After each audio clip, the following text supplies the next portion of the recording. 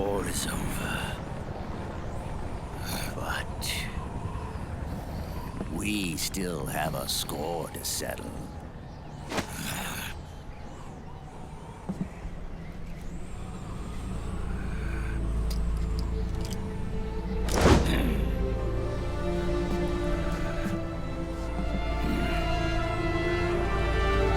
Show me what you've got, Snake!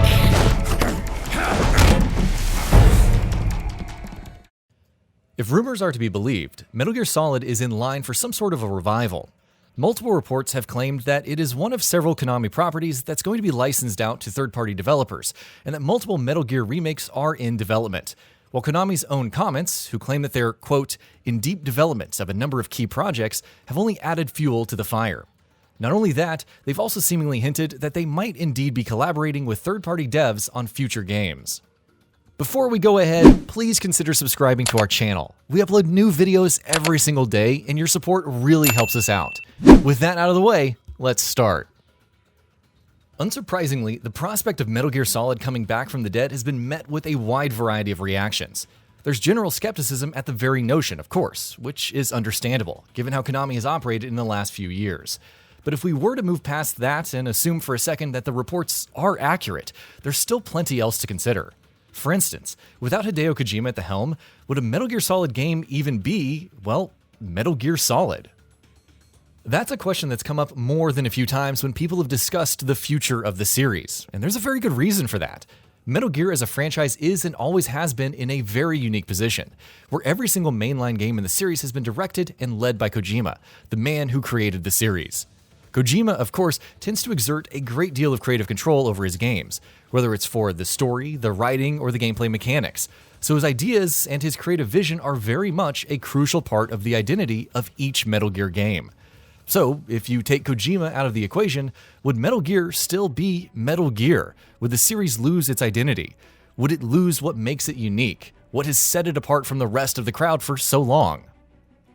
It's not uncommon for video game franchises to keep on continuing, persevering, and thriving even in the absence of those that created them. In fact, that's not just uncommon, that's very much the norm. You don't look at The Legend of Zelda and question whether the series will lose its identity if Shigeru Miyamoto were to stop having any input whatsoever on the future of the series. Franchises are, of course, defined by how they start out, and their future growth is informed by their inception, but they're not beholden to their creators either. So why is it that that question is asked about Metal Gear so often? Well, again, it's not an unfair question to ask. The creation of a video game is very much a collaborative process, the result of dozens or hundreds or even thousands of people pooling their technical, artistic, and creative talents together to create a single, cohesive experience. But as much as that is true for Metal Gear as well, specifically where this series is concerned, it's easy to see Kojima's hand in almost everything that it does. Yes, of course, Metal Gear games are the product of hundreds of developers working together, but all of those ideas in the final product stem from Kojima himself, who again exerts more creative control over his products than most directors in the industry do. So, if a Metal Gear game were to be made without any involvement from Kojima whatsoever, what would that look like? Well, it's hard to predict something like that until we actually see the hypothetical product with our own eyes, but even so, some things are easy to predict. If a developer takes on a new Metal Gear game, they'll have two options: either put their own stamp on it, or try and follow in Kojima's footsteps. Of the two, the latter is obviously the safer choice, especially for something as big and beloved as Metal Gear. In fact, even someone who's looking to put their own stamp on the series would still be doing it within a framework defined by Kojima's past work. That's a risky proposition though, because that's a fine line to walk. You want your game to be respectful of the series' past and its identity. You want it to adhere to a certain aesthetic and personality, and you want to make sure that you're actually doing a good job of trying to emulate the stuff that you're trying to emulate. But you don't want to be unoriginal or stagnant or creatively bankrupt. Games like God of War's 2018 soft reboot and The Legend of Zelda Breath of the Wild have definitely struck that balance, so it's not like it's an impossible task. But it's worth remembering that both those games had people calling the shots during development that already had a long history and familiarity with the series. Is that a prerequisite? Well, no, of course not, but it definitely helps. An easy out in any such situation, especially in the case of Metal Gear Solid, is remakes. And sure enough, if rumors are to be believed, that is indeed how Konami is choosing to bring the series back, with at least one remake, or maybe even more. If, say, Bluepoint Games hypothetically remakes Metal Gear Solid 1, they have a playbook to follow. They can be much more confident about retaining the series' offbeat humor, all of its bizarre tendencies, and all of its unique quirks, because their task, first and foremost, is to recreate it.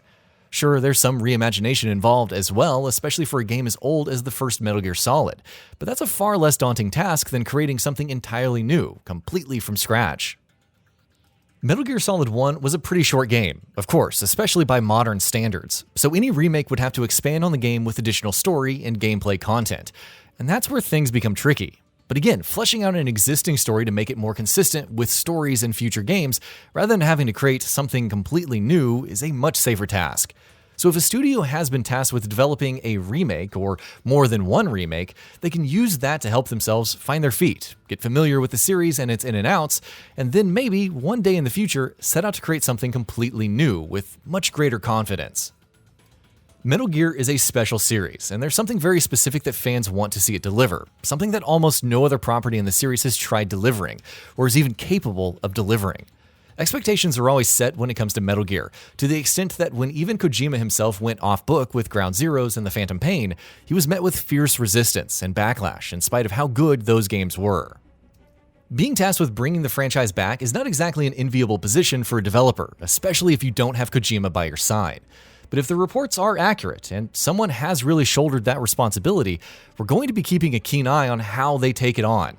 With cautious optimism, sure, but at the end of the day, the games industry is better when Metal Gear is thriving. So here's hoping we get back to that point sooner rather than later.